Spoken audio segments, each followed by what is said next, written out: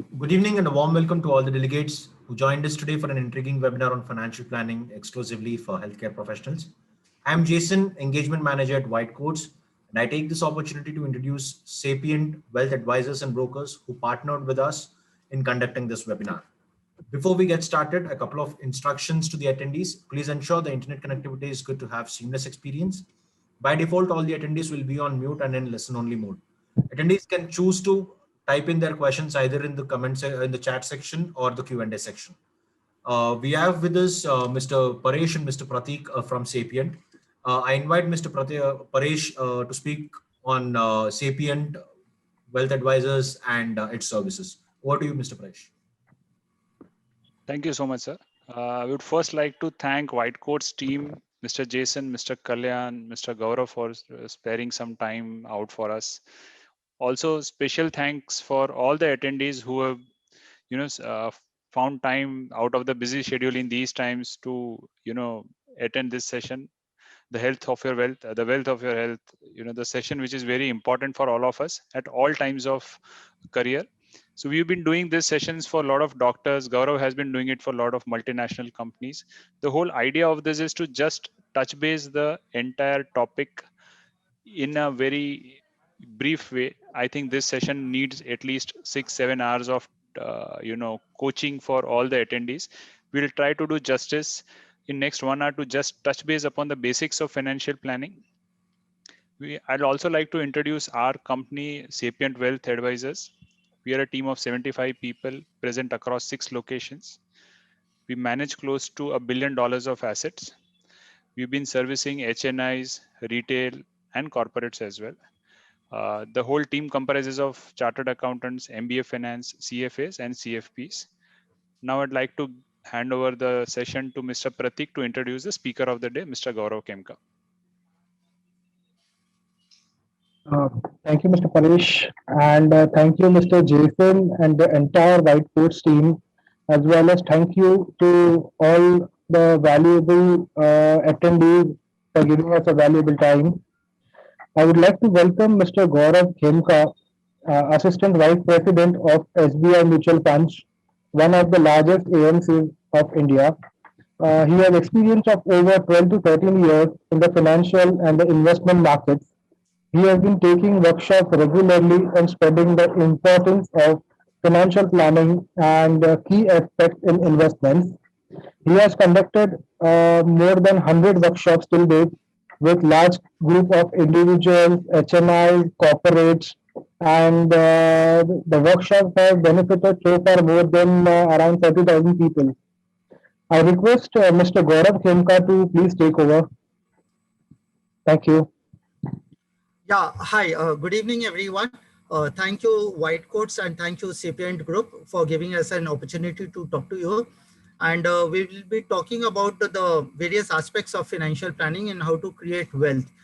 We will not be talking about how to create returns. Returns is what people talk about, but it is not what you all should talk about the returns. You all should be talking about the wealth creation. The answer lies in wealth creation and not in the short-term returns. What are the returns? You should avoid returns. Can I share my screen? Just let me know if it is visible. It is Mr. Gaurav. Can you see?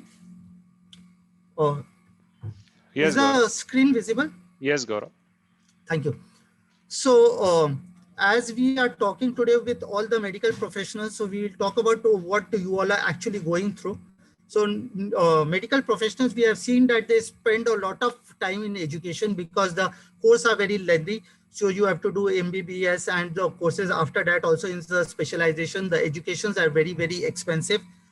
So you all start earning very at a later stage compared to a person who does a chartered accountancy or does an MBA. You also go through a certain part of health hazard. As you all, we are working with patients and there are certain diseases which are quite infectious. So these are the things which you all go through actually. There's a lot of time overlap. We as an MBA, we have a time from as a banker from 9 to 7 or 9 to 8, but you all do not have a time. You all have working 24/7. So what happens in this 24/7 when you are working, when you are always thinking about a patient, you actually try to avoid what is happening on the finance side. once you may be collecting a lot of money or you must be drawing or you must be earning a lot of money, but at the same time you forget about to multiplying those money. So that is one aspect which skips out of your mind because of the extreme pressure you all go through. And I'm surely you all have gone through a very hard time during this pandemic. I would like to take this opportunity to thank each one of you for keeping the entire economy going. Because of you all, those people have actually saved many of the got their life saved. And one has to keep learning also. It is not about you all keep once you all have done a particular course. It is about that after 5 years or 10 years, you may again go to US or UK to do a further specialization, and that may also cost a lot of money.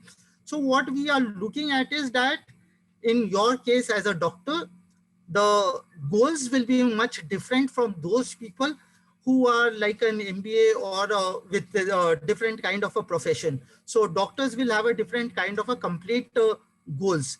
And what happens, I'll talk about financial wealth. When you talk about wealth creation, when you talk about any kind of returns or investments, you always try to overestimate what will happen in the next 2 years. Market gir jayega, market acha ho jayega. Whatever we try to do is we always keep on talking about only next 2 years or next 1 year or next 6 months, what is going to happen. But we always underestimate the change that will happen in the next 10 years. As a human mind, this is more of a psychology actually. As a human mind, we cannot ever think what will happen in the next 10 years. We do not visualize that much.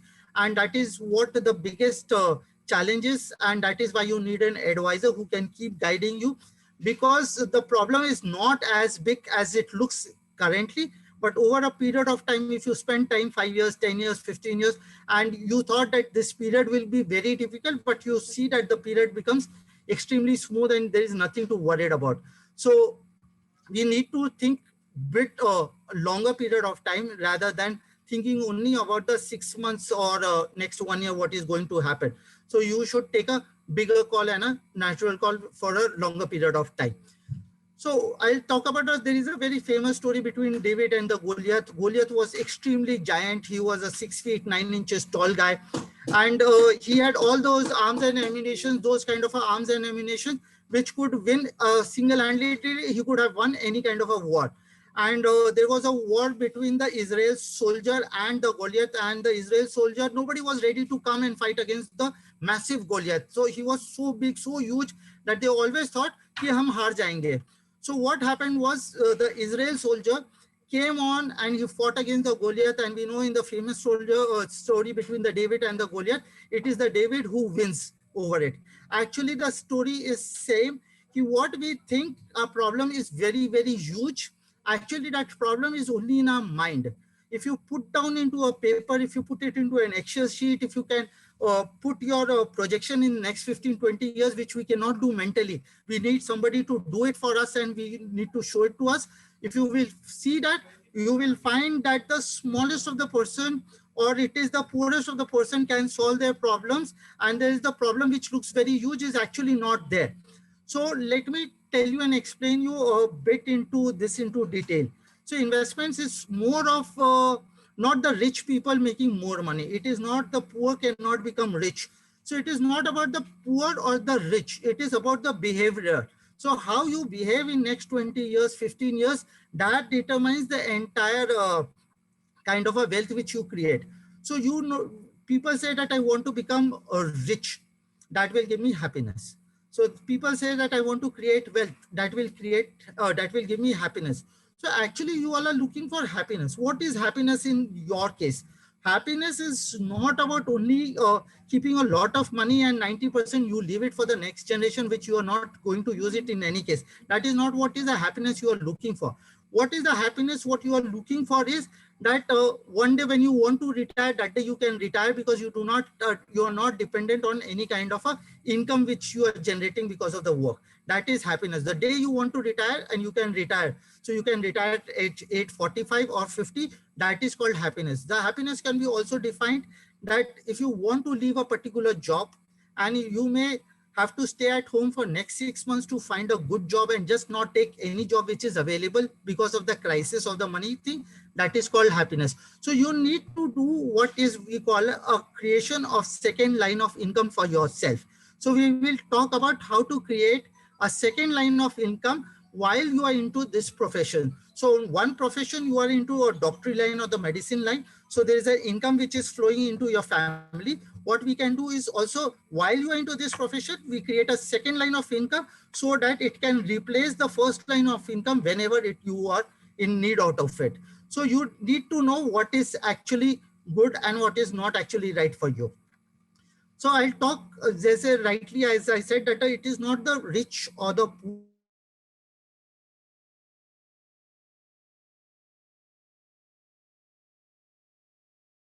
poor people who creates money. It depends upon your spending habits. Let's give you an example that this is a lady, Grace Grona. So she lived 101 years. She was an orphan at 12. So she did not have mom and dad to support her initial education also, or have left any kind of a wealth for that lady. So she worked as a secretary for 43 years in a company called Abbott. You all must be knowing this medicine company, Abbott. So she was working as a secretary. She was not even a middle level manager or a senior manager over there. What she did right was, she had no car and she lived in a one-room apartment because she never got married, and she had only one-room apartment. She never felt a need of having four-room apartment, though she had the money. So what she did, whatever she used to earn a very small amount as a secretary, she used to spend less, and then she used to invest that money. By the time she left behind, or by the time she left, she had almost $7 million. So what we are trying to say is, there are 2-3 big learnings out of this slide. Do not take the slide very lightly. Note it down very carefully. That what the slide says, that unnecessarily do not increase your lifestyle. For example, if you can live in a 2 BHK, do not increase it into a 4 BHK or a 5 BHK. Just because of the peer comparison, or just because of your relative comparison. Just because your cousin brother has taken a 5 BHK in a Breach Candy, and if you are happy in a 2 BHK in a Breach Candy, and if your life works very well with 2 BHK, you need not spend a lot of money and increase into a lifestyle and get into a 5 BHK. So if you are driving a Polo, or if you are driving a Honda City, it does not necessarily means that you buy a Porsche just because the next person have bought a Porsche for himself. When you think, why do people buy expensive house, or why do people buy an expensive car? I'll just take you a minute through it so that you understand why we should not do it. So when you buy a car, we think that people will see my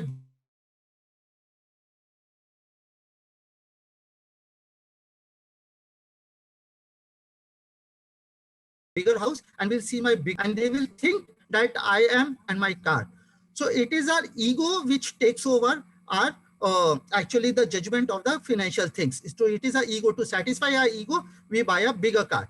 So person sitting at Porsche does not mean that he's a very wealthy guy, because it can be that he has spent 70% of his salary to buy that car and he's very passionate of that car. So that doesn't mean that he's a wealthy guy just because he's driving a Porsche. And if somebody has just spent 0.01% of their income into buying a Polo, that doesn't mean that he's a poor guy because he's not showing off his car. He must be wealthy enough. So actually the rich people shows off and the wealthy guys do not show their wealth. So if you are not showing off the wealth, it guarantees you that you will end up becoming much more wealthy than people showing it off. So what we are trying to give an underlying message over here is, do not increase your lifestyle just because your lifestyle can take a lot of money. So to become rich or to become wealthy, it is not whether you earn more or you earn less. It is about how much you can save today. Rich people cannot save. There are people who spends more than what they earn. And there are people who earns only 40,000 rupees and still save 20,000 rupees over there. So it is the ability to save which will create wealth for you. And it is not the money which you earn today will make you wealthy in the next day. So this is the basic thing. I'll just give you one more example of Richard. So Mr. Richard was an MBA from University of Chicago. He became a vice chairman at Merrill Lynch, and he quit at 2000. He was included in the 40 under 40 list, and he filed for bankruptcy in 2010. Look about the story. She was a secretary and she left behind $7 million after living a life of 100 years. And look at this guy who was a vice chairman at Merrill Lynch, and he was included under the top 40 guys in the age under less than 40. At the age of 40, he achieved so much, and still he filed a bankruptcy in 2010. This is what the message we were trying to say, that your lifestyle should not become your biggest liability. So it is your ability to save and not the amount which you earn today decides the wealth of yours. So a simple exercise, what you all need to do is, you need to do a budgeting. What is my budget? What is my income level? What are my expenditures? You need to protect your wealth. How do you protect your wealth? By buying insurance. What I mean by insurance is not that ULIP and all. You should have a medical insurance. You all understand what are the medical expenses. So you should all have a medical insurance for your parents and for yourself, so that whatever we have saved should not go on a single day in a medical emergency. And you all should have a life insurance as a term protection plan. You, in a life insurance, just buy a term policy. In a term policy, what you do is you pay a premium for a very high amount of sum assured. The sum assured should be good enough to create or to cover all your liabilities. So you calculate all your liabilities into a single page, whatever liability. For example, you have a car loan, 5 lakh rupees. You have a housing loan of 1 crore 20 lakhs. You have so on, so other things, your children's education, children's marriage, and the family expenses. So calculate all whatever the liability is, whatever the assets you have, deduct that, and whatever the liability is you have, take that kind of a term insurance or a life insurance for yourself. You should all do an estate planning also, make a will also. Emergency fund, this pandemic has taught us that the best of the best person can lose their job on a single given day. So what you all should do is create an emergency fund that is kind of a very liquid fund, which you all can liquidate and can convert into a cash in less than 24 hours or in 24 hours. So any kind of a expense which you require for next 6 months, be it running your hospital, be it running your chamber, be it running your own household expenses, be it your any other liability which you all have, any kind of a EMI. So the 6 months, whatever wealth you all have,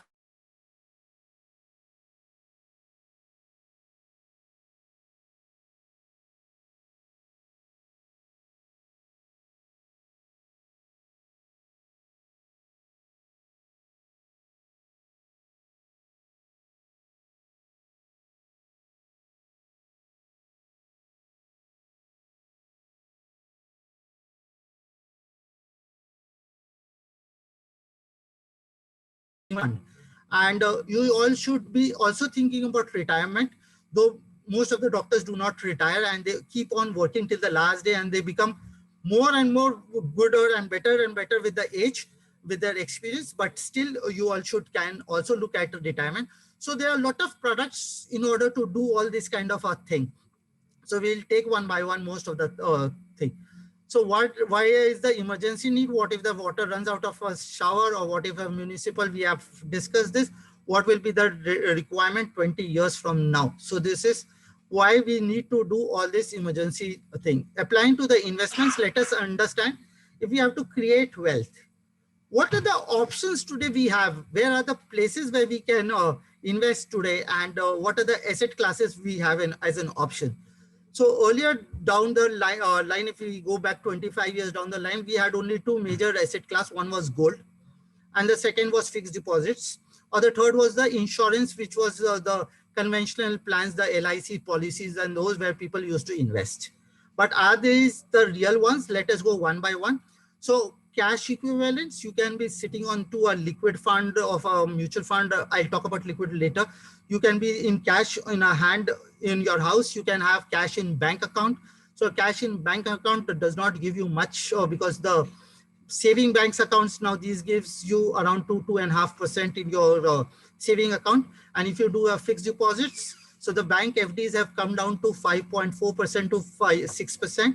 So there were days where we used to get 13% 10 years before, and now from 5 years before, if you see, the rate of return came from nearly 13%, 11% to 9%. It was during the demonetization which we saw that the FD return fell down from 9% to nearly 6.5%. And in this pandemic, we saw that the FD returns went down to as low as 5.4% and 5.5%. I'll just give you an idea because you all be busy into your medicine side and you must not have followed the financial side. I'll just talk about, if you see the major countries of the world, be it Japan, be it China, be it US or Europe, it is between -1% to 1.5%. And if we have to compete with this economy, our bank FD rates cannot be as high as 5%. So in next 10 years down the line, you will see that the bank FD rates will go down to as low as 3% below. So you should be prepared that next 5 years, 6% may look attractive to you, but it cannot be a solution for you for next 20 years for sure. And if you are looking at money for next 20 years, it is better that FD is ruled out of an option. It is no more an option for you all. The second is the real estate. What are the benefits of a real estate? The benefit of a real estate is that sometimes you get a very windfall gain overnight, but it should not be taken into consideration. Real estate has a cycle of 12 years. For 12 years, it does not give you any kind of a return. It gives you a negative return or it gives you a 0% return. So people refer to 2004 to 2014. You may be very lucky if you would have bought a real estate at 2003 and you will be boasting around that in 2013, I've created 10 times. कि 30 लाख रुपए में मैं अंधेरी Lallu by park में एक कोई flat खरीदा and that has become 3 crore of rupees. So that kind of a thing will not work in every stage at what the real estate, the prices are. But people have forgotten that in 1990 till 2003, the real estate have given almost 0% return into a real estate. So why people only refer is 2003 to 2014. People are not referring from 1990 to 2003. People are not referring to 2015 to 2021. In last 6 years, the real estate prices is actually negative and it has not given much of a thing. If you're talking about it, it gives us a rental yield. So let us understand what kind of a rental yield which we generate out of real estate.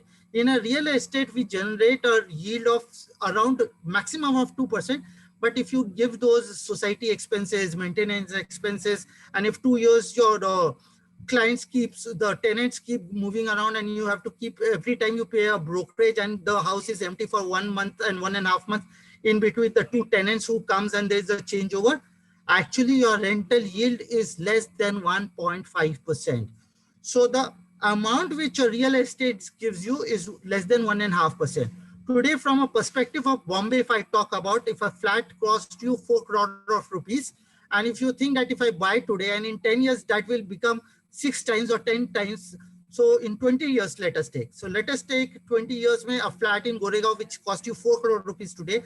Do you think that it will become 40 crores 20 years down the line? No, it will not become. Why it will not become 40 crores? Because there is no cash level of income level is not so high in India that a person will be able to afford a house in Goregaon at 40 crore of rupees. So there will be very few people, will be less than 200 people whose salary will be or their income will be more than 40 crores 20 years down the line also. So hence, if you keep on magnifying it and extrapolating the prices of the real estate, it becomes at a certain point of time irrelevant and the prices will not go high. In commodities, let us say that be it gold and be it silver, let us talk about gold. Gold is not a good investment. Gold is not a bad investment. Gold is not an investment at all. So you all should not keep on collecting gold as such as a commodity. It can be only a hedge against the falling market. कि अगर market आपका कोई fall कर रहा है, and if you have assets, different kind of a thing. So in a crisis point of time, whenever there is a pandemic, when there is a global crisis, at that point of time, gold prices starts going up. And that is where we see that it protects the entire portfolio from falling altogether.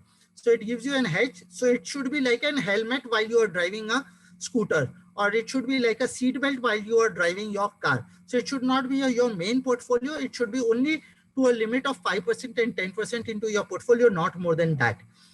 Fixed income, yes, fixed income and equities are the two major asset classes which you should be looking at. Fixed income is like debt mutual funds or government securities papers, which gives you a return of say between 5.5% to 8.5% depending upon the product to product, and it helps you to diversify your portfolio and to have other than equity a certain one kind of another asset class when the equities actually valuations becomes too high. So fixed income should be into your portfolio between 20% to 40%, depending upon your risk profile, depending upon your age, and depending upon your risk appetite and your cash flows. The most important asset class is equities, which people actually still fear about it. People have not understand equities into a larger scale. It is not taught into our schools. Parents have not taught us. Equities should not be looked at as a satta bazaar. The moment we talk about equities, the first thing people think about is risk. What risk hai? It is extremely risky. It is not about a risk. Equity should not be looked at as like a gamble. It should not be looked at as a satta bazaar. What is equity? There are only two ways of making money. There are only two ways of making money. Either you create an industry yourself, or if somebody has created an industry, be a partner to that particular industry. So either you create a hospital like Breach Candy for yourself, you create a hospital like Dhirubhai Ambani hospital kind of yourself only, or if this Apollo hospital or Fortis hospital, or if you think these hospitals are making money, you become a partner to this kind of a hospital. How do you become a partner to this kind of a companies? You become a partner of these companies by holding some certain part of a share. If you think of a company like Colgate or Gillette or any kind of a product which you are using, so if you think that you should be looking at that you are becoming an owner in a company like Colgate or a Gillette, it should not be looking at in my Colgate, if I invest in Colgate, what is the return I will make? Are you really worried if you become an owner of a company like Colgate, which is a 140 years company, which is generating income years and years for year after year, decade after decade, and there is a 70% of a population which is using a single particular product? It is not so difficult about it. What we try to do is we try to look at what is tomorrow, what happens if I invest today, what happens tomorrow in 1 year down the line or in 2 years down the line. It does not work like that. What you need to think about is, what if I invest today? What is the money which I have, will I have in 10 years, and what is the money which I have in next 20 years down the line? Let me tell you that most of the companies, most of the good investments becomes between 40 times to 100 times in 20 years. 40 times to 100 times it becomes in 20 years. There is no asset class in the world which can give you this kind of a return. Are we talking of 20 years or 10 years down the line, or are we talking about only 6 months? What happens in a fixed deposits? We put our money into 5 years and we do not check about what happened in this. If we invest money into gold, we never go out in and sell those gold, and it is always there in a house, even if it is giving you a negative return. For instance, I'll give you, in 2010, the price of a gold was $1,800. In 2010, the price of the gold went to $1,800. And in 2020, the price of gold was $1,200. That means from $1,800, the price has come down to $1,200, a 600% down. One third means negative 33% return over 10 years. You have an asset class like gold, which gives you a minus 33% return over a period of 10 years. But you never realized that, and you never went out to sell that commodity after 2 years or 4 years or 5 years. But what happens in equity? The moment it gives you a negative return, say in 6 months or 1 year, people go out and sell it out. You should be looking at like a business that you have got really into that kind of a business. You should give at least 10 years or 14 years. And I'll talk about the power of compounding, what happens and what is actually the 8th wonder you should understand in equity. And it is one of the asset class which actually helps you to invest a very small amount and to generate a larger amount of wealth, because you are not investing, but you are becoming an entrepreneur into those companies. You are making money by working into a hospital. Somebody is brushing their teeth every day morning. And if you are a holder of a shareholder of a Colgate, that money comes to you every morning, people will brush their teeth. You should think when the stock prices fall and you are fearing that the market will become zero, you should think one thing as a common sense. Has people stopped brushing their teeth today morning just because the market is weak? Or has people stopped using their cars and they have stopped going to office because the market has fallen? You should think about it. I'll give you a very different perspective to equity. Why I'm stressing so much of equity is that it is most hated commodity and it is most understood asset class actually. let me talk about an equity is as such that in 20 years down the line, think of those companies which will actually multiply and become 20 times. You should be happy that you are staying in a country like India and you are not in UK and US. Why we are so different in India from UK and US is, in UK and US, what is happening is, if for every single product, you have 140 companies delivering that product. So for example, you want to buy a scooter or a motorbike, a two-wheeler or four-wheeler, you will have 100 companies who will give you a bulb or tube light, scooter or a toothpaste. There are 100 companies who are supplying a toothpaste over there, or there will be 100 companies who supplies coffee over there. But if you come down to India, you get the size of an entire 28 countries put together, the entire Europe, under one GST, one tax law, under one nation law. So the companies does not have to understand 28 countries law. It becomes easier for them to do business into that kind of a size. 130 crore of people consuming every day. And these people, they just not only consume, but they have only maximum five options. Think of any commodity, think of any product. In India, you do not have more than 5 companies who are delivering a product. Think of a cement, there are not more than 5 cement companies, listed companies. Think of a toothpaste, there are not more than 5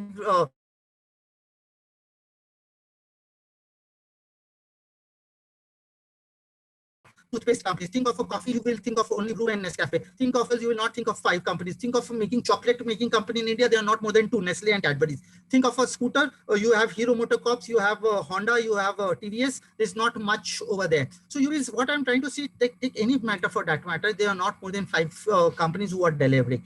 So if you are only 4 companies or 3 companies in India, and they are catering to entire 130 crore people, and these people income level is going up day by day. And if the income level is going up, that means they're consuming more and more on a daily basis. If their consumption becomes more because of their cash flows, because of the income which are going up, how can these companies not earn money for themselves? And if you want to become rich, actually you should invest into these kind of companies. This is short what I'm trying to give you a gist of each and every single asset classes. So I've talked about most of these bank deposits. You get liquidity, you do not generate income over there. In real estate, you get rental yield is very low, but you may get appreciation. You may be lucky, but you cannot be guaranteed that you will be always lucky and you will always make money. Gold, it is just an alternate to cash. It is just like if you have a view on any liquid, any currency, you can hold. Gold is actually a common currency to the entire world. If you think that the currency will go up, a particular currency, why gold? You can hold a Swiss franc for that matter. Swiss franc is the best giving return. So you are just holding a cash form into your house and thinking that a rupee will depreciate and the cash will go up. That is what a view is gold about. So it is not a good investment actually. So debt mutual funds, in a mutual fund, if you come to a debt category, you have a various liquidity income funds. So it gives you a liquidity. So if you need a money for after 5 days also, and if you have sold a flat for say 4 crore of rupees and you do not find another flat for yourself and you are not sure of, you can find another flat in 5 days also, you can find another flat in 3 months also. So you can put your money into a liquid fund, kind of a fund where your money can be staying invested for even 1 day if you want to invest. It gives you income on a daily basis. There are other products like which gives you a regular income. And after 3 years, you get a benefit of a long-term capital gain. So in an FD, it adds to your total income. But when you come through a debt mutual fund, the similar kind of a product, and you get the benefit of taxation. So there is a tax arbitrage of around 20% to 30% you get while if you come through a debt mutual fund instead of doing a bank FD. And there's always a dividend yield which comes, you can take into a growth form or you can take into a dividend form. And you can also partly withdraw. So into a fixed deposit, you have to break your entire fixed deposit. Here you can partly withdraw. And every time you do a partly withdraw, the taxation is as per not the entire total income, but the amount which you have withdrawn. So your tax becomes almost nil. You can ask your CA. If I will not be able to elaborate much because of the time constraint we have, but this has a tax advantage if you withdraw very systematically over there. And then instead of buying equity shares directly, I would recommend that you always come through a professional You may be very lucky if you have traded into a stock market in, let's say, last 3 months or 6 months when things were going up. When things goes up, everything goes up, and you don't need an intelligence actually. So wherever you have put your finger into, you would have considered yourself very lucky and you would have made money in last 6 months.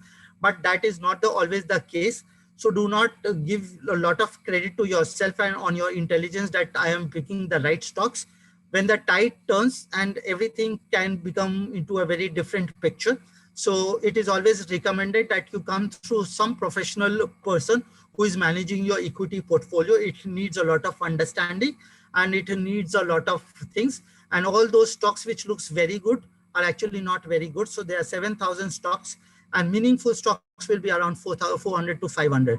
So if you are into those 500 correct stocks, you make money, but you are outside 6,500 stocks, they actually does not make you a lot of money. So you should always come through a route of mutual fund or a PMS or any kind of a person who is managing your equity portfolio very actively. And inflow minus outflow is subjected to tax. So change the above equation with indexation. Use debt mutual fund. I have spoken about this, that you should take the indexation benefits. And see, this is what I was talking about, that there is a pool which has, on the starting of the pool, the depth of the pool is only 1 feet to 2 feet. In the middle of the pool, the depth of the pool is only 3 feet to the 5 feet. And in the diving area, you have a 10 feet to 12 feet. So if you dive in the right place, you will not drown and you will not hurt yourself. But if you dive in the wrong place, you will surely hurt yourself and damage yourself. So it is that intelligence which looks that the swimming pool looks like the same, but it is underneath what it is. And that understanding should be there before you jump into any of the things. And people think about it, people talk about it, whether we should go direct or we should have an advisor. And I would request that each one of you, though I'm into this particular industry, I am spent more than 15 years. I have a portfolio of mine and my family, and everything comes under an advisor, because at times during our work pressure, we are not able to do research and we are not able to constantly update ourselves onto a particular small minute things. So it is always important that an advisor is there. Sarthi Jaruri hai. You try and understand one thing, that it was the Lord Krishna was the Sarthi of Lord Arjuna, and it was the Krishna who helped him to win the war. Had not the Krishna be there, with the best of the skills of Arjuna, whatever he had, he would never have been able to win the entire war of himself. So it is the Krishna who actually changed the game for Arjuna, though he had all the skills, but it was Krishna who helped him to use his skills in the right way. So you may have the money to invest, but where to invest and how to invest, you need a Krishna to guide you constantly, and that can help you. So as you all, if your daughter is getting married and you check the credentials of your son-in-law, who will be your person who will be getting married to your son, and you just does not blindly, whoever comes in front of you, you just do not trust on them. So what you should do is, whenever you have a advisor for yourself, if you are having an existing advisor, please check his credentials. What is his credentials? What are his education background? How much understanding does he have about the equity market? Does he understand the technicalities of the fixed income products? So you should be very sure who is your managing your product. Just because वो कोई आपका relative है या बीबी का भाई है, and he comes to you and say कि मेरा साला है, and he gives you a product, and you want to oblige your wife and you just buy one product from them, it will be as good as this. I go to any Tom, Dick and Harry, I go to a roadside person and वो जो जड़ी बूटी दिया उसको खा लिया, and I think that I will be okay and I need not go to a doctor. It is as kind of a thing. You have to select your advisor very correctly. You should have a Krishna to your side and just not a normal Sarthi who will be of no help to you. So it is just not about filling up a form and giving you an advice. It is much more to it. An advisor understand your 4 aspects of your life actually. Advisor who has the ability to understand these 4 things. I'll tell you what are the 4 things. Your liability, your assets, your cash flow, and your risk. If an advisor has a understanding of all these four, you should make him an advisor, and he should have the technicality understanding of the products also. Then only make him an advisor. Just any person who come across to you, please don't make him an advisor. Stay away from insurance products like ULIP and all. Those are bogus products where the advisors makes a lot of money. So there was a question put to me, what kind of a person you should have, what kind of an advisor we should hire, and who are the actually will be, your wealth will be dependent on what kind of and how intelligent your advisor is. So these points should be considered while you are appointing. So I am not going through what makes a difference at the end of the day. It is so every abdominal pain is not due to ulcer, so there can be various reasons. And so what I'm trying to say is that every family will have a different cash flows. They'll have a different requirement of funds at a different period of time. Every single family will have a different risk profile. Staying in the same family, my sister, myself, and my mother and my dad, all four have a different cash flows, all have a different risk profile, and all four have a different requirement of money. And no single product or no single plan which will work for one person will work for the other person also. So we need to do a scanning for everyone. We need to see all those reports before we diagnose. So every single patient, like you all do all the kind of diagnosis before you write those plan for them. Similarly, that every person who is there. So just because one doctor bought a particular stock and he made money into it, just you don't get into it and buy that kind of a product. It will not help you, because his cash flows may be different. His risk profile may be different. He can hold up that stock probably for 20 years, and maybe you will not be able to hold that stock for next 6 months also, and you will require that money. So depending upon the risk profile and the cash flows, the product changes and the things changes. So please do not just copy one product, and it is not advisable to self-medicate. So I know that if I have a fever, I should take a Crocin or a Conbiflam, but it does not help me. But every time I have a fever, I go to doctor and see whether it can be a malaria also, it can be other things also, it can be jaundice also, and vice versa. So please do not self-medicate in a stock market. It is not that very easy also that it looks like. And reason for underperformance is concentration, mortality, and liquidity. So people do a lot of concentration. Whatever they have made wealth into, they try to concentrate and put a large portion of it to it. For example, if you were lucky in 2003, you put up a property and you bought a single property for yourself, and you saw that the property have given you 10 times the return.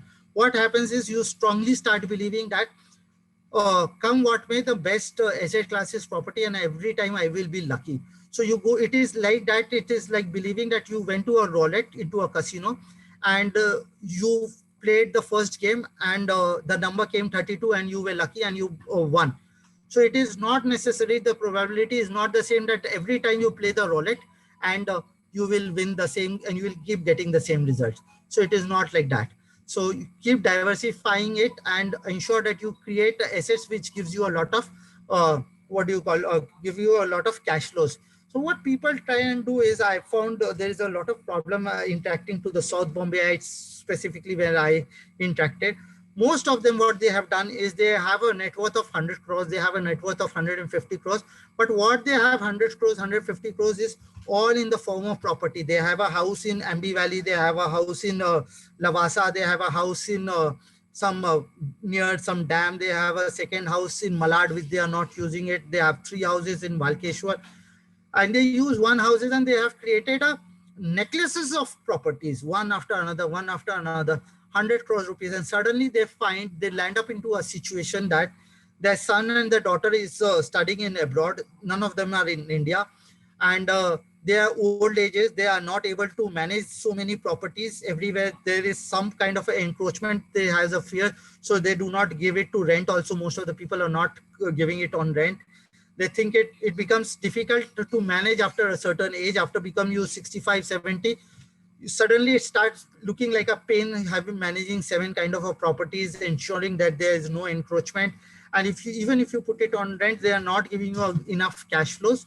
So you should invest into an asset class, or you should create those kind of asset class which gives you constant cash flows. Look after think of what asset class that you would have generated of 100 crores, which would have given you at least 10% a year on year.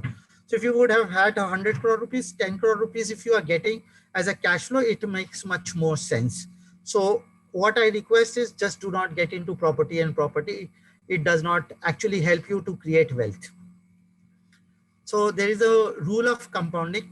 It is a very simple rule, which I will explain, that any number you divide by 72. So whatever the result will come, that is the number of years you will take to double your money. I repeat, any amount of the interest you return which you want to take into consideration. For example, a bank gives you 6% minus 30% of income tax, which goes to the Ministry of Finance and Income Tax. That is not yours. So what you get in hand is actually 4.8. So for instance, you get 5 also. Let us take 5. And if we divide it by 72, so the answer will be less than 14. So sorry, more than 14. So it will be like that you take 14 years to double your money if you put your money into a bank FD. So if you have 42, if you have 28 years to make money, what you will do is you will multiply 1 into 2 and 2 into 4. In 28 years, your money become 4 in 28 years. Okay, that is the rule. But if you start thinking about an average return of say 12% in equity, that means you get in 6 years, your money actually multiply and it becomes double. So if you have same 28 years, so in 6 years, your money doubles. So what happens in 6 May, 1 become 2, in 12 years, 2 become 4, and 18 May, 12 becomes 24, and 24 May, 18 becomes 36. So 1 becomes 36 in a period of 28 years. So you want to make 1 into 4 or you want to make 1 into 36. The only difference between 1 is to 4 is that you get a very linear line. There is no volatility and you get a straight line. Okay. And when you do in 1 into 36, the line which is formed is like an ECG graph. So you do an ECG of a patient. The kind of a graph which you keeps getting is the ups and downs. So there will be a lot of volatility. Though you go through a volatility, but you still end up making 36 of 1. So you should be sure of that a linear line is not good in your monitors also. When the line becomes very linear, you say the patient is no more. And when the line is volatile and it is going up and down, you say that the man is alive and he's living and he's ticking. So in order to ensure that your wealth is ticking, do not have a linear line which states that the man is no more. You should have a curve which is constantly going up and down. It will give you a better return for sure. So this is what it is. And inflation is one thing which you all should understand, that if your today's expenses do not, people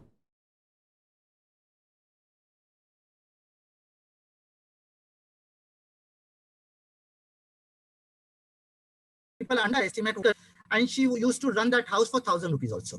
Today, maintaining the same lifestyle, she needs 60,000 rupees.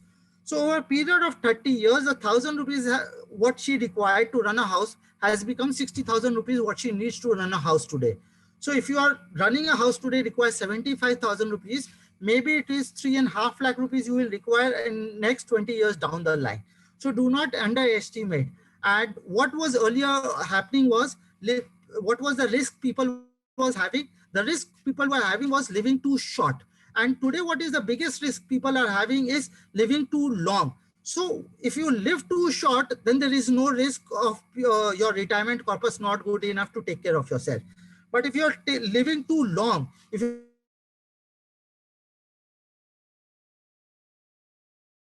living 100, people like us will depend upon you, and we are sure that you will save our life and you will never let us die before 1995. So that is the good news. But the bad news is that for after 75, each year I live, my cost of living goes up drastically very high. So I should have that much of amount of money also in order to live my life better. So a retirement corpus of say 5 crores to 7 crores is a must, which you all should have. And this is what I was explaining at 12%, how much you make money in 28 years, you make more than 40 times of your money at a 12%. So this is the wonder of the world, which you all actually understand. I'm not showing you a graphic. Actually, it becomes too lengthy, as Mr. Paresh Karia said in the start of the meeting, that actually it is a course of 6 hours. We can do in 2 hours 3 sessions, but when I have 45 minutes, I'm trying to run it short and covering whatever the points I can cover. So if you look at the market in June 2000, it was 4,000. And as we speak, it is 46,000. So in 20 years, the market has become 10 times. And if you would have invested your money into a bank FD, or in 20 years, over a period of 20 years, even if the money was doubling in 5 years that time, you would have made 1 ka 2, 2 ka 4, and 4 ka 8. Then also in 5 years, every time you would have done, you would not have made more than 3 times. And in this, the market has given you more than 10 times. So what happens is that when the market goes down at that point of time, what you need to do is just have patience and discipline. So at that point of time, you need not react. So if you react, you will end up poorly. But if you do not react that point of time, and if you just stay calm and quiet, tomorrow it will again go up. So you need not be worried about it. Just because my son got jaundice and he could not go to school for 1 month, he could not go to a playground to play cricket for 1 month. At that point of time, I did not disown my son and put him in an orphan house saying that tum bekar ho, tumhara koi use nahi hai. And you are not able to go to a school, you cannot go to a play, you cannot read, and you cannot write, and you are just lying on the bed. You know that jaundice will get cured after 1 month, and he'll go back again to school, he will be playing back again, and he'll be doing good in life again. So during that 1 month, we do not put our children into an orphan house, or we do not disown him. So why do you disown that kind of a equity shares during that period of, instead of 1 month, it is 1 year or 1.5 years. So maximum the period of gestation is 1.5 years. So that 1.5 years, you need to be very, very patient enough that time. And the best, actually the mantra of creating wealth, if I put down into points, these PowerPoints are just to help you to understand, but there are 4 basic things which helps you make a lot of money for yourself. I'll tell you, if you want to note it down, just note down. Small 5 simple things will help you to make 100 times what your net worth is today. What are those 5 things? Start early, as soon as possible. If it is yesterday, start investing. Do not try to time the market. Start early. Give time to your investments. What is important is not the money which you have invested. What is important is how much time do you give to your investment. And that is why it depends. So if you may put up 5 crore rupees and you give 3 years time, and somebody has invested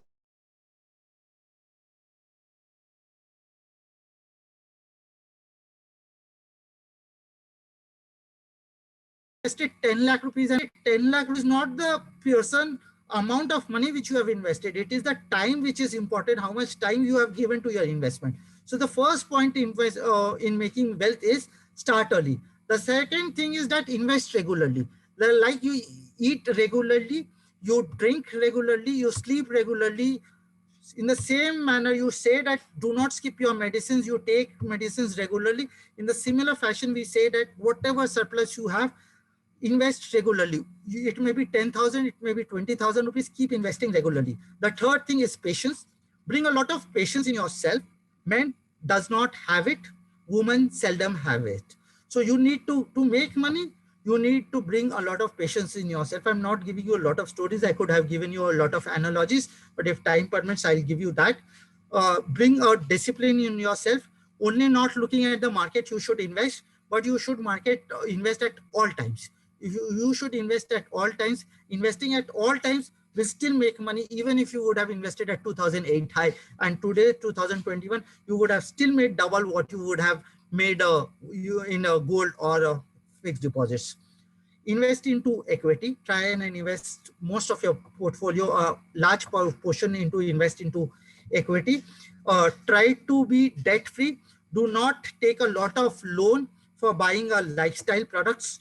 Just because you want a Porsche, you do not end up taking a loan of 60 lakh rupees, even if you can afford to pay the EMIs. So try and live a debt-free life. Avoid taking loan from bank as much as possible. And the last point is that donate generously. So create good karmas for yourself also, so that God makes you lucky at every time whatever you do. So you need certain kind of a luck also at certain point of time. So for that, you need good karma. For that, you should donate generously. If God have given you that kind of intelligence to earn so much, you should be kind to the society and give them back certain amount of money.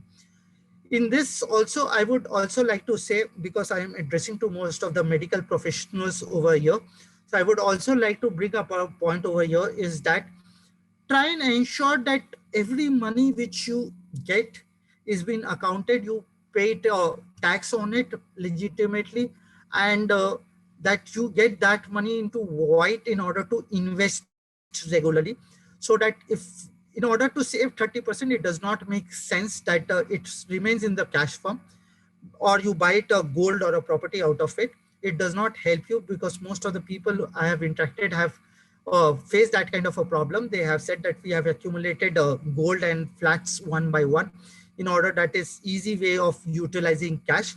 But it is better that you pay 30% today. It pains you today, but over a period of 10 times, when it multiplies in 10 years, it becomes 10 times. And if you have a cumulative CAGR of 15% or 12%, it can do wonders to your portfolio. It can do wonders to your portfolio. It is unimaginable. I do not have the numbers rightly in my hand to show you. And what I always also think is do not delay in investment, thinking as to market 50,000 pay, let us not start from tomorrow or today. Let the market come at 20,000. And when the market was in the month of March, the market came down to less than 30,000. At that point of time, we thought that the market is not a good time to, because the market has corrected. So we always keep on giving us an excuse of not doing it. So like we keep on saying that we आप लोग बोलते exercise करो, but we as a patient don't do exercise, but it is important. So you all need patience, and discipline is the key of creating wealth for yourself.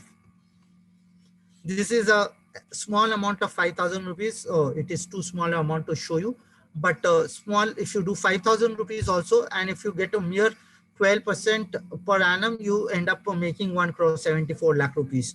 So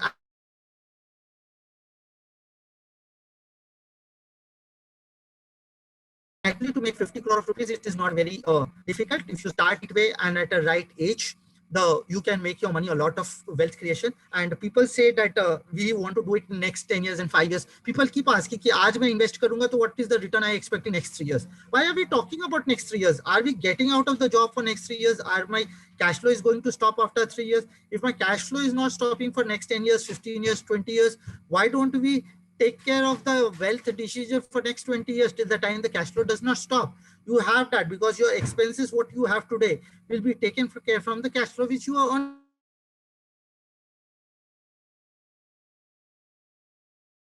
earning today. So your investment has to be, a horizon has to be very long. And if you start instead of 3 years and 5 years, and if you start asking the question, what is the wealth create in next 10 years or 15 years, at that time you will get a very different kind of answers. So home, I have spoken enough. Life insurance, I have spoken enough. Life insurance, yes, you should have, but you should have a pure life insurance like you have a car insurance. Ki accident hua, you get reimbursement. And if you do not meet with an accident with your car, you do not get anything. So try and buy that kind of a product. So if something happens in a life insurance, if something happens to our life, the family should be reimbursed. But if something does not happen, we should not look into a return. So those kind of a traditional products which people are saying, those 20 years lock-in product, 15 years lock-in product, they give you only 5.25%. It does not help you. So all those schemes which comes with a guaranteed money, or guaranteed high NAV or guaranteed income kind of a ULIP products, do not go into those kind of a word. It is just a gimmick. It is a good packaging. And the end of the day, you will find that it gives you only 5.25% to 5.5%. So you should do an operation, and you should sharply study where you are investing and why you are investing. You should answer yourself before you draw a check. You should answer yourself 2 things. Why are you putting your money into this product? And what are you looking forward from this product? So all those people will give you a super good presentation that itna aap dal do. For 10 years, 14 years, you don't have to pay the premium. After 14 years, you get so much of bonuses. After that, death ke baad itna you will get. This is the money which you have paid, and you will be returned that money after 25 years. You calculate everything, put it into an Excel sheet, and calculate the return. The return will be not more than 5.4%. So 5.4% का return चाहिए, तो why should I come get into that kind of a product for 20 years? 20 years में I make 20 times minimum in equity. So it does not make sense. Insurance is risk coverage and nothing else. So do not look for an investment into a life insurance product. So I've spoken enough on equity. I've spoken about this. I've spoken about asset allocation. So do not be very greedy and put all your money into equity at all times. So if you earn a lot of money in last 6 months, last 8 months, and you've invested heavily and you were lucky, you made 40%, 70%, 80%, do not put yourself and say that you have become an expert and still be at 100% equity. You need an asset allocation, and that is why you need a good advisor who keeps guiding you and who keeps, on the basis of the valuation, who keeps doing an asset allocation and diversification for you. So there was a very famous wealth manager in US. His name was Jesse Livermore. So Jesse Livermore was the one person who created the money, the maximum anybody would have ever done in the history of a stock market. So one at the age of 51, he made tons of money into a US market in a bull market. And then one fine day, what happened? The market crashed suddenly. And he was very late at his home while coming back to his house. And the entire family was very worried. Jesse Livermore mother started crying, thinking he would have committed suicide because of the kind of a loss he did. Then he thought that the family, the wife and the children were very worried that our husband and our father would have committed suicide because of kind of a loss which they saw in the televisions, the crash which happened on a sudden one single day. And the Jesse Livermore that day came very late at his house with a bottle of champagne, and people were shocked to see him. The wife screamed of joy. The child hugged them that he has not committed suicide, though he lost a lot of money. And Jesse Livermore said to his family that, no, I have not lost a lot of money. What I have done is I have made the maximum money in a single day, which I have never made in my life put together. So I made $4 billion in a single day. I had short the market. I was knowing that the market is going to crash, and I short and I made $4 billion to a single day. This is the best day of my life. The family was very happy. What Jesse Livermore, that day he was considered to be lucky. He made tons of money, but 3 years down the line, and one more chance he took, and that time he was not very lucky. He did not do a right asset allocation, and he lost all his wealth what he created in last 25 years. So please do not take into those futures options, those kind of a very fascinating kind of a product which those exotic advisors may advise to you. Please use your intelligence and be very prudent in your asset allocation. Be very prudent what you are buying and what kind of asset allocation you have. So a right asset allocation is the key to creating of wealth in a long term. And what you experience is and what you remember. So try and understand that a 15-year CAGR on an average is 14%. If you make money at 12%, it is a phenomenal kind of a wealth you will make. Forget about 14%. You need not make 14% also. And in an average, if you see 10 years of market gives you 13% return. On an average 15 years, it gives you 14% return. And on average 20 years, you get the power of compounding, though it gives you 11.5%. But the multiplication effect is so big that you just cannot imagine, that you would have never thought that you would have made 100 crore rupees for yourself. But you will see that at the age of 60, 65, you end up making 100 crore of rupees. So you should invest in through the right assets. Today, you have an opportunity to invest in most of the international across the globe also. So you can invest in China, you can invest in UK, you can invest in US.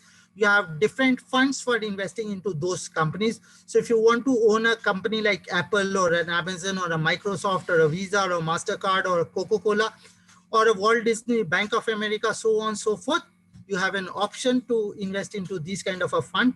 You have a US opportunity funds, you have a emerging countries fund like China and Brazil. You have all kinds of a fund. So all those what we were not looking at 10 years down the 10 years before, but today we have an option of investing into these kind of a products.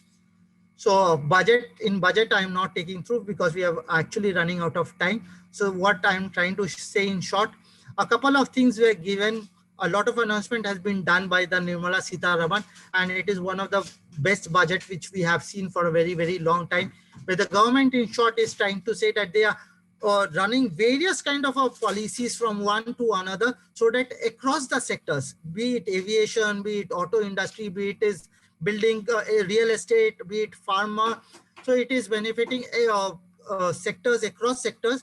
And that is why how the growth in the economy will be very robust in next 5 years and 10 years, and how the India will be coming very rightly, they will be rightly positioned in the next 10 years.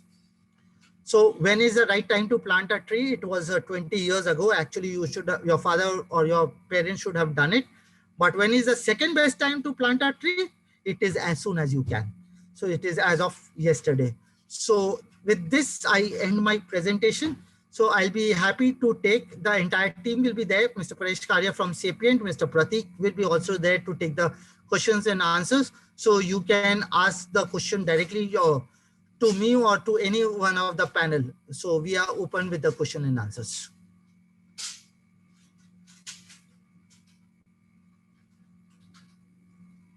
Thank you, Mr. Gaurav. Now we are open for questions. We have one question. What are the pros and cons of investing in sovereign gold bonds, and up to how much one should invest in? Mr. Gaurav. So sovereign gold bonds is as good as investing into gold. It gives you a very small amount of dividend year after year. So sovereign gold bond is not actually a wealth creator. It does not help you to create wealth which you are looking at and which is actually your purpose and goal.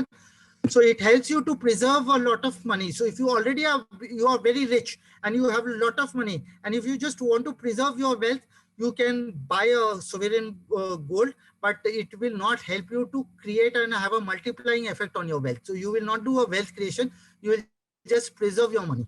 So it will give you a inflation plus kind of a return, but it will not give you a multiplication return, and it will not beat the inflation.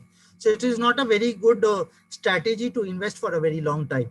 But if you do not have gold as your total net worth in your portfolio, so you should have 10%, but most of the Indian families have 15 to 20% in the physical form, in jewelry form, which we do not actually count for.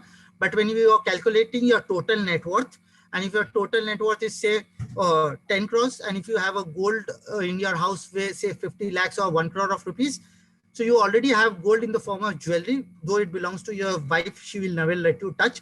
But at the end of the day, it is a asset which you are owning as a total net worth. So do not add much more into it. Thank you, Mr. Gaurav. The second question, we have one of our doctors who is at an age of 74, and he says, what's the best, his question is, what is the best investment advice at his age? So at 74, what I would I would suggest you that for the next 5 years, whatever your expenses are, calculate that expenses of next 5 years and put it into a very liquid kind of a product. Either you put it into a liquid fund or a saving fund where there is no risk at all, you into a debt kind of a product that takes care of your next 5 years of expenses, whatever you will require. And the rest of the money which you are left out of, you should invest into a very long term, thinking of a very long term, because you will never be going to use that money and it will be passed on to the next generation only. For instance, your child, your son may be at the age of 40 or maybe 38 at this point of time. So at 74, you will see that next 5 years expenses, whatever you have, keep it handy. Rest of the money, put it into a long-term kind of investments. Do not think and invest from your age point of view, because you are not going to use that money at all. It will be passed to the next generation only. So 80% or 70% of the money which you have collected today will be passed to your son or your daughter or whoever you are, legal heir will be. So think about their age and invest accordingly. Thanks, Dr. Gaurav. There is one question from Dr. Ravi Shankar. Stocks or mutual funds, which are good? Stocks need a lot of study. It needs a constant study, looking at the balance sheets. Every day things changes. If you can monitor the stock, not only in the time, only the prices, but on the what the management is doing. Are they doing R&D? Are they looking the balance sheets? If you have the time to study their debts and all. So a stock which may look very good, can look very bad in 2 years or 3 years down the time. So it is, if you have time and expertise to study on a constant basis, then you can do it. But I do not recommend direct stocks because it is impossible to study even 20 balance sheets on a constant basis. So अगर आप 20 stock भी लेते हो, and if you think that you can study 20 stocks portfolio internally very you will not be able to do it. You will not be able to have time and you will not have that kind of expertise. So the advice comes, your portfolio charges is today mutual fund is 2% on an average, which is extremely low. If you go to Singapore and US, they are charging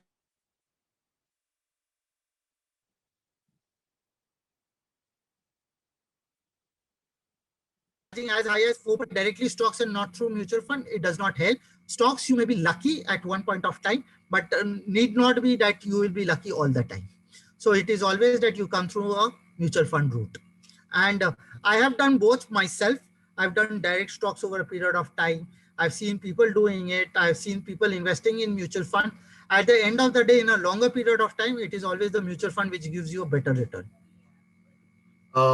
I'd want Mr. Paresh to take this question. Mr. Paresh, there's one question which says, how do we get to know that a good bond or an NCD is coming up from a government sector or a PSU? How do we get to know that? So these are generally public advertisements which we see, and what two things you need to keep in mind is the duration of the bond fund is something which one needs to keep in mind before he invests, and the rating of the funds. So say if you have a time horizon of 1 year, and if you're buying a 10-year bond, and if there is some volatility in the interest rate market, that bond can trade in the negative price territory for some time. Although it can be a AAA rated, great, good quality bond, because of the interest rate movement, the bond can become negative. So you have to evaluate based on your time frame, then check the rating, then check the history of that issuer, and also keep an eye on the industry. So say just go back 2 years back, all the developers were considered to be on the verge of default, including the best of the developers like Piramal Enterprises.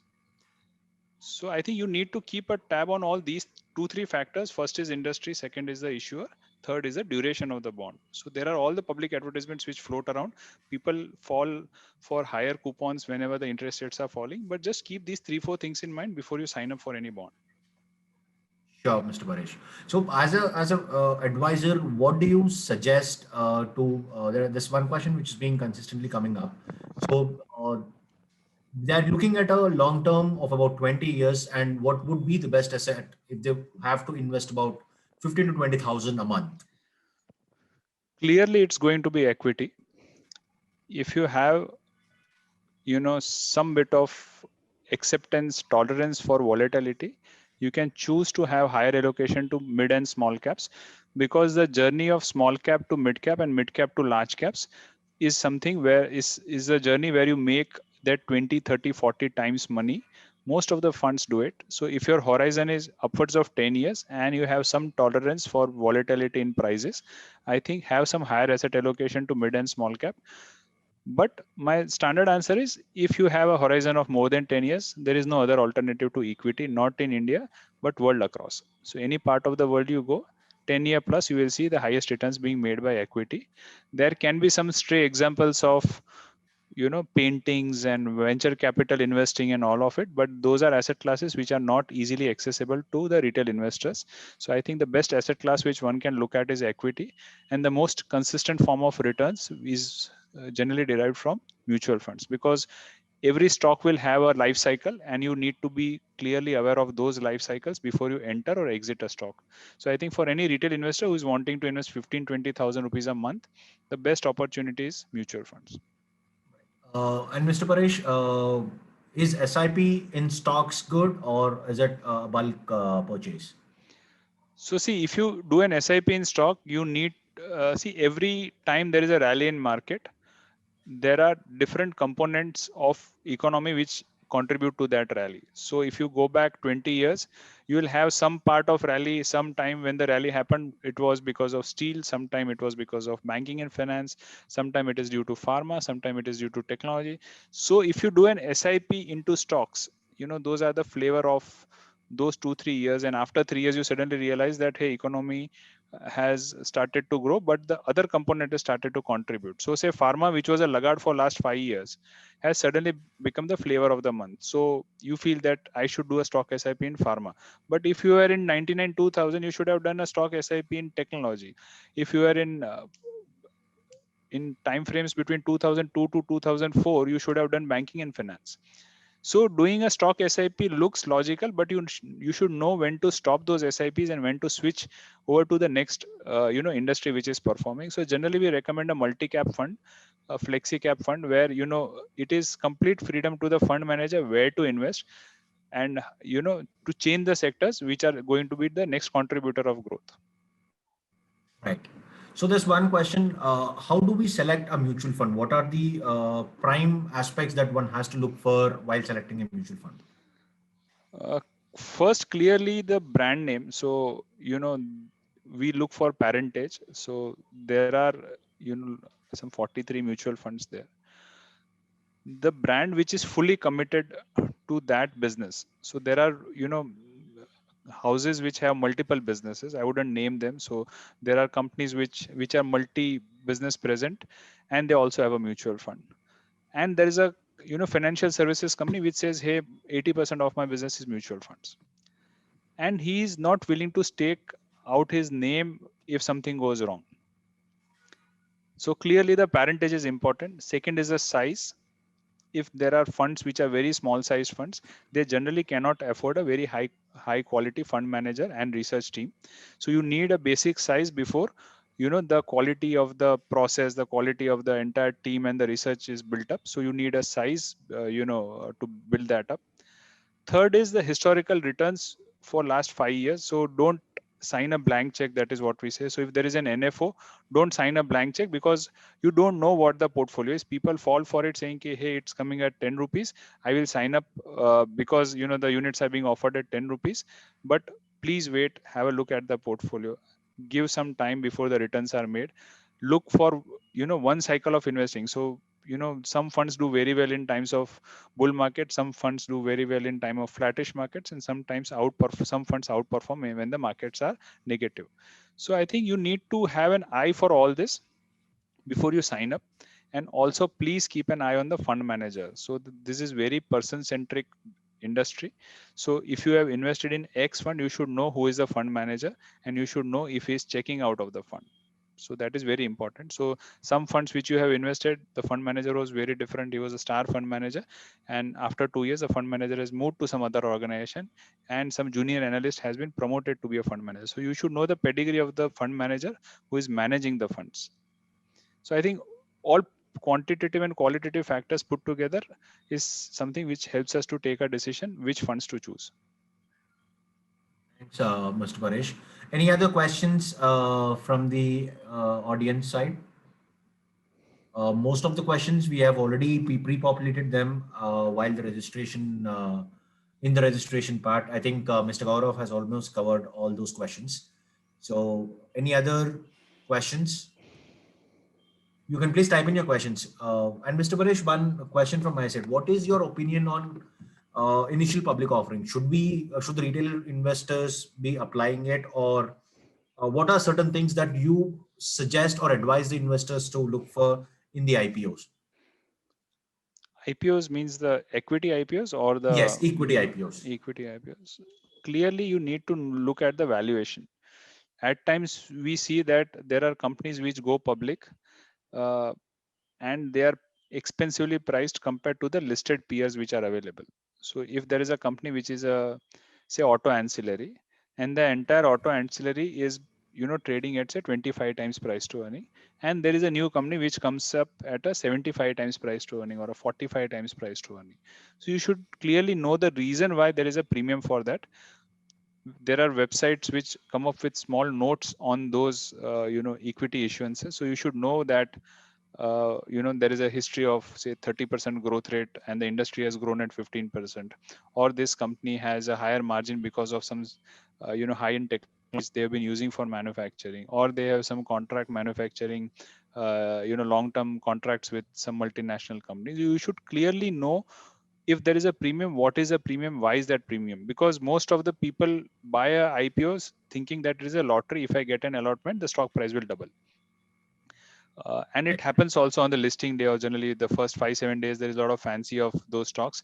And after 1 year, you see that some stocks which were not quality stocks, the price is correct by 40, 50, 60%, and you don't know what to do. And you say, okay, these are small amounts. So you are willing to take away a loss of 15,000 rupees, 20,000 rupees, and have those, substandard quality companies in your portfolio. It just requires equal amount of study before you invest in a stock or you invest in an IPO. Make sure that you know which industry it belongs to, what is the valuation, and if you're not comfortable with the valuation, don't fall for a IPO just because it is going to be oversubscribed 100 times, 200 times, 300 times. Don't fall for oversubscriptions. So this is a question again, Mr. Paresh. Should we trust online mutual fund management companies like Grow? So see, online, I am not against online, but online doesn't ascertain your risk. There is no clear understanding of the risk. So, there are 3 patients and, all 3 patients can have fever, but reasons can be different. Tolerance can be different. The time frame for which you want to invest can be completely different. So you want to invest for 10 years, I want to invest for 10 years, but your investment is for, say, child's education and mine is for retirement. So even the 10-year period, the tolerance can be very different. So I can delay my retirement by 5 years, or I can have some alternate source of income which is going to take care of me. But children education, you can't change the date, right? Your children has to go for a PG to some US university, then he has to go on a specific date. So tolerance in your case can be very different. So when you go online, it is more or like a faceless transaction which happens based on certain basic questionnaire which you fill up to ascertain your risk profile. Second is when the market's correct, you don't know why they have corrected. So you generally go online and see your returns are not the best returns, or are double digit negative for some reason. You don't know what to do. That is a time when an advisor steps in and he explains you the reason. He gives you that confidence not to redeem the funds at that point in time, or he will just explain you what has gone wrong and how soon it can be normalized. So the SIPs which start online on these platforms generally end up in 6 months, because you go and type which is the best return fund which has happened. And once upon a time I was seeing there was a Brazilian fund which was doing the best, so people invested in that. Brazil economy did very well because of the commodity rally which happened, and 6 months the commodity rally went off, so the returns were double digit negative from double digit positive. People just type the best return, put money there. 6 months they say you invested, and then you say, okay, the markets are not for me, equity markets always give losses, and then you are not able to justify that transaction, so you stop SIPs or you redeem SIPs. So generally that hand holding is very much required, and for which you need a interaction, you need a face whom you can talk and explain your position. So I think that's a key difference. It's like buying a online medicine versus going to a consultant, sharing your problems, then the diagnosis happens and then the medicine is delivered. Absolutely true. So one last question we'll take up for the day. So there is one. There's a doctor, Dr. Sujit Kumar, who mentions that the recent taxation on dividend payout made them move to growth option. Is that a good action? Yes, that's a perfect action. Dividend in equity funds was 0. Now it is taxed. So if you are not going to use the money, so first thing, if you don't need a dividend, don't take a dividend just because there is a dividend, because it kills compounding. It's like a leaking bucket. So the money keeps growing. Every year there is some spill out which happens. Your money will never multiply. Second is, now dividends are taxable. So if money moves from one pocket to the other pocket, there is a money which goes to government as dividend distribution, as your taxation. Previously it was 0, then the dividend distribution tax came. Now it's taxed as a normal income in your hand. So just by getting dividend which you may want to reinvest, or that money just sits idle in your bank account, it is obviously a good idea to move to growth. If you need some cash flow from your investments, it is always advisable to do a systematic withdrawal plan versus a dividend. It is very tax efficient. I can share some workings on that as well, where we have seen the difference of, say in debt fund, the dividend versus SWP, the the tax differential is upwards of 20-25% on an annual basis. So now we come to the end of this thought-provoking webinar, and I thank Mr. Gaurav for delivering a very insightful presentation covering all the possible concepts of financial planning with relatable examples. I also thank Mr. Paresh and Mr. Pratik from Sapient for being part of this webinar and also taking up questions by our users. And I thank our HCPs in taking out the valuable time for their busy schedule. And I hope the speaker was able to answer most of your questions. To all the HCPs, we'll be sharing the recording of this video and it will be posted on YouTube, and the details will be shared with you at the earliest. Thank you, everyone.